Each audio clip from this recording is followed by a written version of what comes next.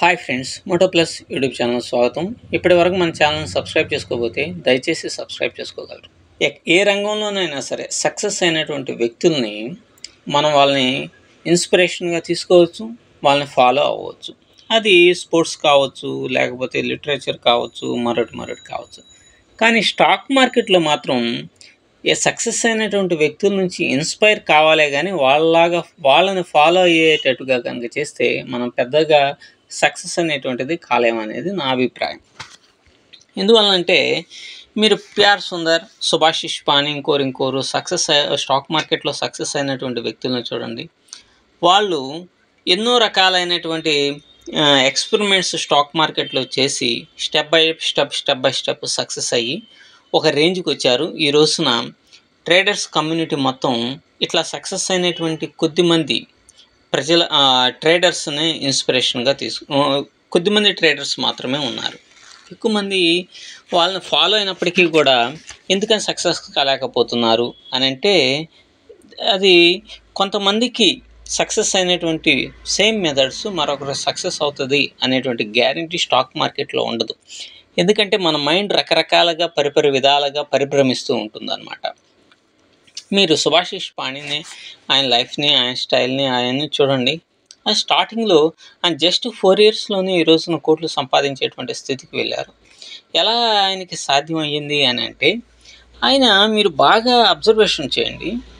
Stock మార్కెట్లోకి enter అయ్యే ముందు సైమల్టేనియస్గా పవర్ ఆఫ్ స్టాక్స్ అనేటువంటి ఒక యూట్యూబ్ ఛానల్ని రన్ చేస్తూ, సైమల్టేనియస్గా ట్రేడింగ్తో పాటు రన్ చేస్తూ ఆయన చాలామంది ట్రేడర్స్ని అట్రాక్ట్ చేసితే ఇక్కడ ఏం జరుగుతుంది, తన క్యాపిటల్ ట్రేడింగ్ కోసం ఉంచినటువంటి క్యాపిటల్ అయినా కావచ్చు, లేదంటే యూట్యూబ్ ఛానల్ ద్వారా వచ్చేటువంటి రెవెన్యూ అయినా కావచ్చు, ఏదైనా ఒక ప్రొటెక్టివ్ మెథడ్లో వాడటం ప్రారంభమయ్యాడు. ఎప్పుడు ప్రొటెక్టివ్ మెథడ్లో మనీని వాడతారు అని అంటే, మీకు ప్యాసివ్ ఇన్కమ్ ఉన్నప్పుడు మాత్రమే మీ దగ్గర ఉన్నటువంటి రియల్ మనీని ప్రొటెక్ట్ చేయగలుగుతారు. ఫర్ ఎగ్జాంపుల్, యూట్యూబ్లో అతనికి lakhs of rupees వస్తూ ఉన్నాయి. సో ఆయన ఎక్స్పెరిమెంట్స్ చేస్తాడు ట్రేడింగ్లో. ఎందుకు? ప్యాసివ్ ఇన్కమ్ వస్తూ ఉన్నది, తనకున్నటువంటి క్యాపిటల్ ఒక 5 లక్షలు పెట్టారు అనుకోండి, 5 లక్షల మీద ఎక్స్పెరిమెంట్స్ చేసేసి ఆయన సక్సెస్ అవడానికి పాసిబిలిటీ ఉంటుంది. వన్స్ యూట్యూబ్ ద్వారా రెవెన్యూ జనరేట్ అవుతూ ఉన్నప్పుడు తర్వాత ఏం చేశారు, ఆయన కోర్సులు అనేటువంటివి స్టార్ట్ చేశారు, సెమినార్స్ని కండక్ట్ చేశారు, వెబినార్స్ని కండక్ట్ చేశారు. అంటే క్యాపిటల్ అనేటువంటిది ఒక్క ట్రేడింగ్ ద్వారానే కాకుండా మిగతా ప్యాసివ్ ఇన్కమ్ని బాగా విపరీతంగా పెంచుకున్నాడు.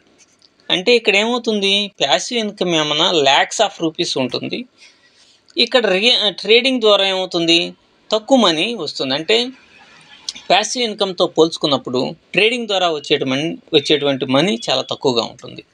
అయితే ఈయన ఎక్స్పెరిమెంట్స్ చేస్తున్నటువంటి క్రమంలో కొన్ని స్ట్రాటజీస్ని ఆయన ఇంప్లిమెంట్ చేసేటువంటి క్రమంలో సరైనటువంటి దాన్ని, మార్కెట్ మైండ్ సెట్ని, మూమెంట్ ఎటు ఉండొచ్చు అనేటువంటి దాన్ని 70% దాదాపుగా గెస్ చేయటం అనేటువంటిది జరిగింది. అప్పుడు ఈయన కోర్సులు చెప్పడం అనేటువంటిది తగ్గించుకున్నాడు. ట్రేడింగ్ ద్వారా ఎక్కువ మనీ సంపాదించడానికి కావాల్సినటువంటి ప్రణాళికలను రచించుకున్నాడు. దీనికి బెస్ట్ ఎగ్జాంపుల్ ఏంటంటే, మీరు కనుక ఆయన P&Lని కనుక వెరిఫైడ్ P&Lని ఒక సందర్భంలో పెట్టారు, తర్వాత కూడా ఒకసారి చూపించారు. 1 year పాటు ఆయన కనుక ట్రేడింగ్స్ కనుక చేస్తే అసలు ఆయన సక్సెస్ రేటు 50% కూడా లేదు. 50% కంటే 52-53% మాత్రం ఉంది. మిగతా 45% ఫెయిల్యూర్సే ఉన్నాయి.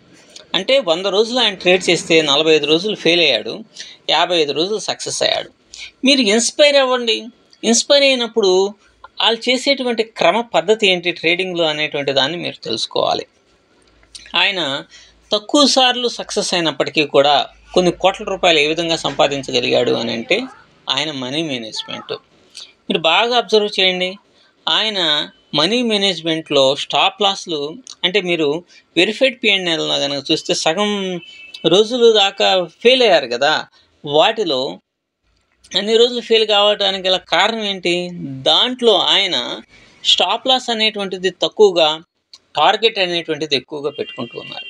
ఆయన ఒక వీడియోలో కూడా చెప్పారు, 1:5, 1:6, 1:10 రేషియోలో కూడా మనం సక్సెస్ అనేటువంటిది కొన్ని స్ట్రాటజీస్ ఫాలో అవటం ద్వారా సక్సెస్ కావచ్చు అని చెప్పేవారు. అంటే ఒక్కసారి ఫెయిల్ అయితే, ఒకసారి సక్సెస్ అయినా వచ్చేటువంటి ప్రాఫిట్ ఎలా ఉంటుంది? చాలా ఎక్కువగా ఉంటుంది. అందువల్లనే 55 రోజులు సక్సెస్ అయినప్పటికీ కూడా కొన్ని కోటాను రూపాయలు ఆయన, దాదాపు 20 కోట్ల రూపాయలు ఆయన సంపాదించగలిగారు. కాబట్టి దీని ద్వారా మీరు ఏం ఆలోచించాలి? ఆయన స్టెప్స్లో ఫాలో అవటం కదా, వాళ్ళని ఇన్స్పిరేషన్గా తీసుకొని సుభాషిష్ పాణి గారు stop loss and targets ratio అనేటువంటి దాన్ని పక్కా ప్రణాళికతో అమలు చేస్తున్నాడు అనేటువంటి దాన్ని మనం గ్రహించాలి. మనం స్టాప్ లాస్ అండ్ టార్గెట్ని ఆ మెథడ్లో, అంటే సుభాషిష్ పాణి వాడేటువంటి మెథడ్లో మీరు ఎప్పుడైనా సరే ప్లే చేశారా? ప్లే చేయలేదు. కాబట్టి మీకు సక్సెస్ అనేటువంటిది తక్కువగా ఉంటుంది, సంపాదించుకునేది తక్కువ ఉంటుంది, లూజ్ అయ్యేటువంటిది ఎక్కువగా ఉంటుంది. ఎందుకు? మీ వద్ద సరైనటువంటి స్ట్రాటజీ, రిస్క్ అండ్ రివార్డ్ రేషియోలు లేకపోవడం కారణంగానే. మరొక విషయాన్ని కూడా మనం గమనించాలి. మనం ఎక్స్పెరిమెంట్స్ చేసేటప్పుడు మనం పెట్టినటువంటి క్యాపిటల్ పోయినా పర్వాలేదు, మనకి ఇతర సోర్సెస్ ద్వారా మనీని మనం ఎర్న్ చేసుకోగలుగుతున్నాము అనేటువంటి భావన కనుక మీలో కనుక ఉంటే మీరు తొందరగా స్టాక్ మార్కెట్లో సక్సెస్ అవడానికి పాసిబిలిటీ ఉంటుంది. For example, Subhashish Pani main success కావడానికి గల కారణం ఏంటి? ఆయన స్ట్రాటజీస్, ఆయన డిసిప్లిన్ ఇవన్నీ కాదు. అతనికి ప్యాసివ్ ఇన్కమ్ ఎక్కువగా వచ్చేది. ఆ ప్యాసివ్ ఇన్కమ్ ఎప్పుడైతే ఎక్కువగా వస్తూ ఉందో అప్పుడు ఆయనకి ఒక రకమైనటువంటి కాన్ఫిడెన్స్ వస్తుంది. ఆ కాన్ఫిడెన్స్ ద్వారా ఆయన మార్కెట్లో వెళ్ళగలుగుతారు.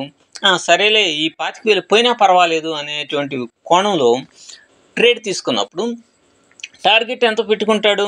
దాదాపుగా 25,000 రిస్క్ అని పెట్టుకున్నప్పుడు దాదాపుగా ₹1,00,000 నుంచి 2,00,000 వరకు టార్గెట్ పెట్టుకుంటారు. సో 4-5 రోజులు ఫెయిల్ అయినా, ఒక్కరోజు సక్సెస్ అయినా మొత్తం మనీ అంతా కూడా క్యాప్చర్ జరిగినట్టు ఉంటుంది. ఇది సాధ్యమే. మీరు కనుక స్టాక్ మార్కెట్లో కనుక మీరు చార్ట్లను కనుక పరిశీలిస్తే మీరు బాగా గమనించండి. బ్యాంక్ నిఫ్టీలో ఒక్కొక్క సందర్భంలో 1:10 రేషియోలో కూడా మనీ అనేటువంటి రిటర్న్స్ వస్తూ ఉంటాయి. కాబట్టి అంత సాధ్యమైనప్పుడు మరి సుభాషిష్ పాణి గారు లాగా మీరెందుకు సంపాదించలేరు? జస్ట్ ఆయన విపరీతమైనటువంటి సక్సెస్ లాస్ట్ 2 ఇయర్స్లోనే మనం చూడగలం. బిఫోర్ దట్ ఆయన నార్మల్గానే ట్రేడ్స్ అనేటువంటివి చేస్తూ ఉండేవారు. కాబట్టి ఇక్కడ మనం ఎప్పుడైనా సరే కొంతమంది పర్సనాలిటీస్ ద్వారా ఇన్స్పైర్ కావాలి, కానీ వాళ్ళలాగానే మనం చేద్దామనే కోణంలో కాకుండా మన మైండ్కి తగిన విధంగా రిస్క్ అండ్ రివార్డ్ రేషియోస్ని సక్రమైన రీతిలో ప్లే చేసుకుంటూ మనం గనక ట్రేడ్స్ కనుక చేయగలిగితే సక్సెస్ అనేటువంటిది మంచిగా ఉంటుంది. మంచిగా రిటర్న్స్ అనేవి వస్తాయి. ఒక 3 months కనుక కంటిన్యూస్ ప్రాసెస్ను కనుక ఫాలో అయితే మీరు ఫాలో అయ్యేటువంటి విధానం ద్వారా ఖచ్చితంగా మీరు అద్భుతమైనటువంటి ట్రేడర్ కాగలరు అనేటువంటి భావన మీకే కలుగుతుంది. సో ఇక మీదట మంచి ట్రేడ్ చేస్తూ సక్సెస్ఫుల్ ట్రేడర్గా పేరు ప్రఖ్యాతులు తెచ్చుకొని బాగా డబ్బు సంపాదించాలని నా అభిలాష. Thank you.